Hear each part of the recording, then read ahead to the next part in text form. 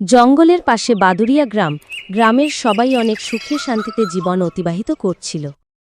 পাশ গ্রামে মহিদুল নামের একজন ব্যক্তি, সে খুব বড় উপকারী ছিল, বিপদে সবসময় মানুষের পাশে গিয়ে দাঁড়াত। একদিন হঠাৎ করে কোনো এক কারণে গ্রামের সবাই ছোটাছুটি করতে লাগল। একদিন একটা লোক ধীরে ধীরে মহিদুলের বাড়ির সামনে এসে তাকে ডাকতে লাগল।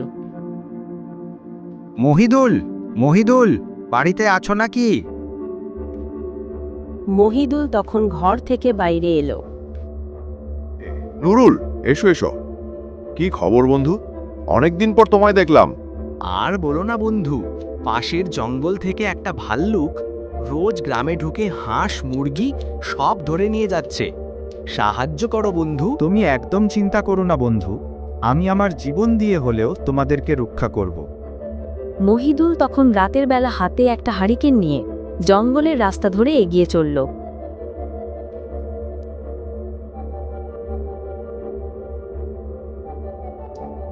সে গুটি গুটি পায়ে যেতে যেতে হঠাৎ থমকে দাঁড়িয়ে গেল।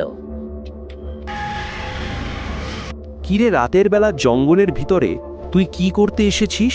তোর মতলব কি? আমি তোমার খোঁজেই এসেছি ভাইয়া। তুমি আমার প্রতিবেশীদের ওপর অত্যাচার করছো কেন? এটা ঠিক না। আমি আমার ক্ষুধা নিবারণের জন্য সেখানে যাই। আমি তো তাদের কোনো ক্ষতি করি না, আমি শুধু হাঁস মুরগি খাই। গ্রামের মানুষ হাঁস মুরগি বিক্রি করে তাদের সংসার চলে। তুমি এমন করলে কিভাবে হবে? আচ্ছা, আমি তোর কথায় রাজি আছি।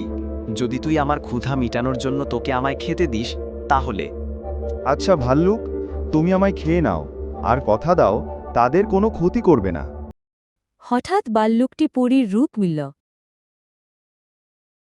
আমি তোমার সততায় খুব খুশি হয়েছি। আমি তোমায় পরীক্ষা করছিলাম। তুমি খুব ভালো। বলো, তুমি কি চাও আমার কাছে? আমি তোমার কাছে কিছুই চাই না। তুমি শুধু গ্রামবাসীদেরকে আর জ্বালাতন করো না, তাদের কোনো ক্ষতি করো না। তারা খুব সাদাসিধে মানুষ। তারপর থেকে ভাল্লুকরূপী পরীটা তাদের আর কোনো ক্ষতি করত না, আর মহিদুল খুশি মনে একা একা বাড়ির পথে রওনা দিল।